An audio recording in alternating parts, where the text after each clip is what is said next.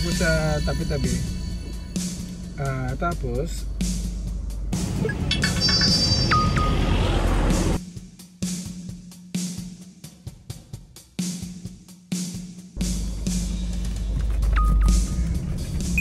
kainin ko na baka bago lumamig. Kasi meron siyang ano, chili powder, meron ring something. Tignan natin mamaya, pero kuha muna tayo sa brick oven pepperoni pizza. So nag-take out na ako. Let's try it.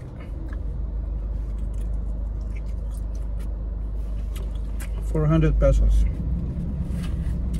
for a brick oven pizza, 12 inches. Good.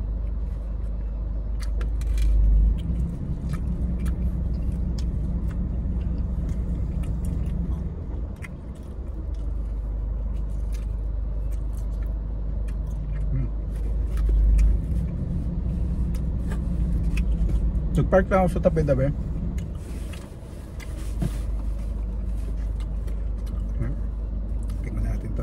Kung ano man to,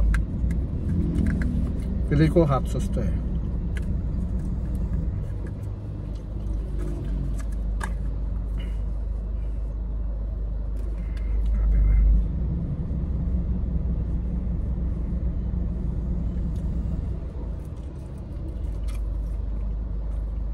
Sarap ng do.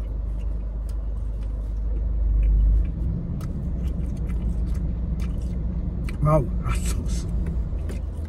Very potent na hot sauce.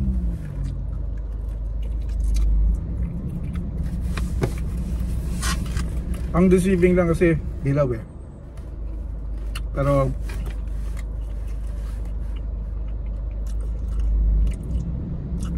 I can take it. Anong problem? Pero for most people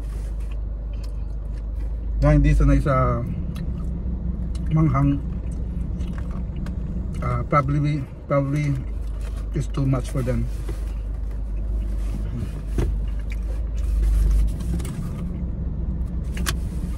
Try natin na, no?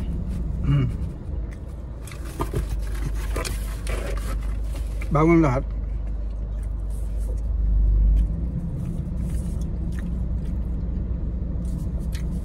Isang Don Ricardo hot chocolate.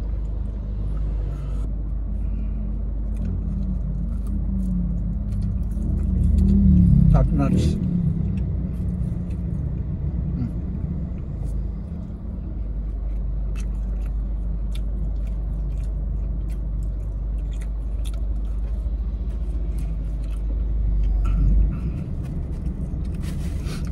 Ano, yung unang ano ko,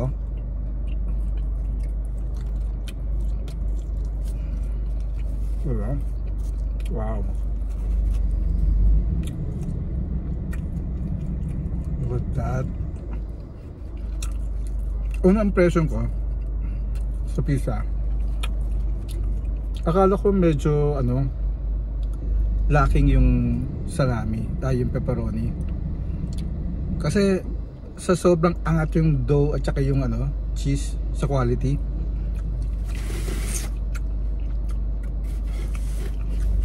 Nasa pawa niya yung ano eh, pepperoni. Pero yung kanina, off cam, dahil nagpi-film ako kanina na hindi ko alam na hindi pala naka-record. So tinikman ko kaninang isa-isa lang. Ulitin ko, recreation.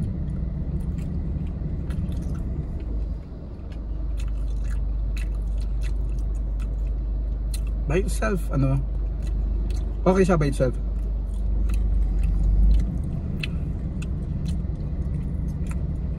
Sorry. Sulit na sulit yung 400 pesos.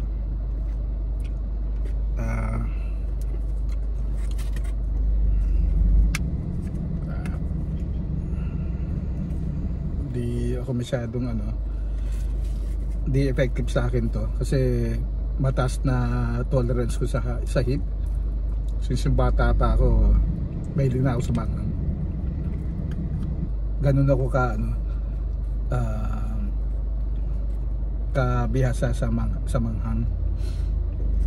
So halos wala sa akin yung ano eh, chili flakes eh. Kaya lagyan ko ng ano, yung yellow mystery sauce nila na manghang. Di siya habanero eh. Wala din sa menu nila eh.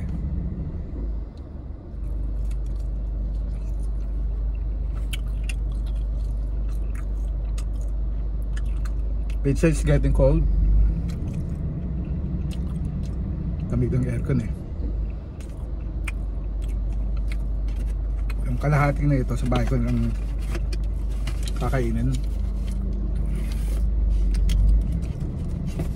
Katakos pa ako mamaya eh. Pabibigay ko to or ano, kainin ko bukas as lunch. Ito naman, since bali wala sa akin to, yung ibig sabihin ano, on its own or para sa pizza, bali wala sa akin. Di ako pag nagluto ako ng soup or stew, ito na lang yung gagawin kong ano, pangpanghang or curry. Wow, curry. Kasi alam ko yung mga dried spices ano eh, good for ano siya eh, stew, ganun, yung matagal lutuin. Doon siya nagiging potent. Pero to, I'll finish this one slice. Tapos punta na ako sa ano,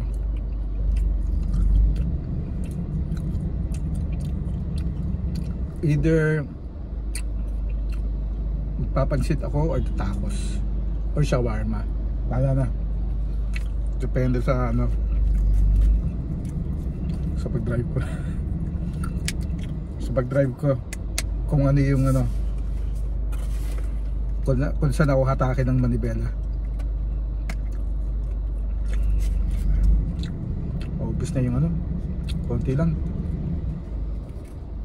Kung sa akin to ano eh, kung sana, kung pwede full, pero I understand naman na ano, kaya konti lang nilalagay nila kasi most people hindi nila ano kaya to, yung very potent siya.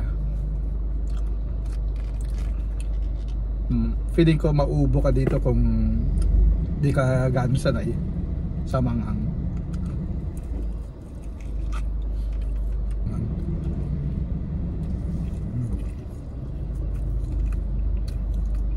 Ang sarap lang ng ano, charred tostado. On its own, sarap yung crust.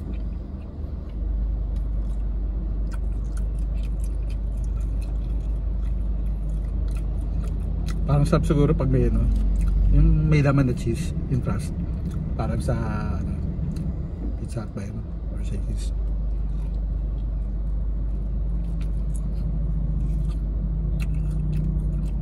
Pag pumunta kayo sa Tripod Pizza, walit lang siya eh. Hassle parking. Kung willing kayo maglakad, parang ako, nag-park ako dun sa the first parking spot na nakita ko, which is 300 meters. So naglakad pa ako. Okay naman kasi nakikita ko yung ano eh, ibang kainan eh, which may nakita ko chicken place. Siguro next time yun ang ano, bibisahin ko. Nakalimutan ko yung pangalan eh. Sa chicken place siya. Pero mga place na ano yan, hindi mo mapapansin kung nakamotor ka or four wheels sasakyan. Hindi mo mapapansin na ano, may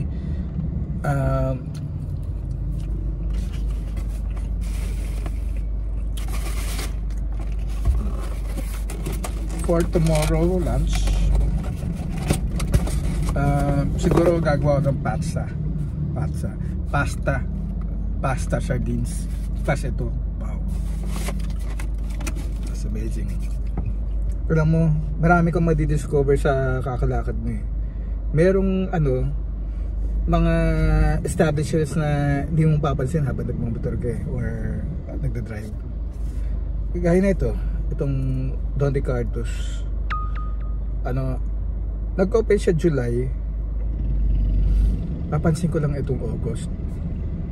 Halos araw-araw akong dumadaan dun dahil malapit sa work ko. I-feature ko or baka include ko dito sa post the best hot chocolate.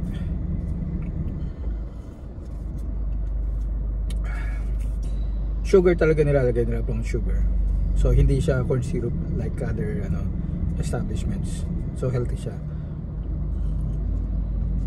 Tapos pwede bang sabihin na less sugar para di ka mabiktima ng Ozempic, di ka ma-diabetes. So punta ako sa ewan ko space pa yung camera ko, camera phone. Punta ako na yung sa Tacos sa Quezon City pa rin.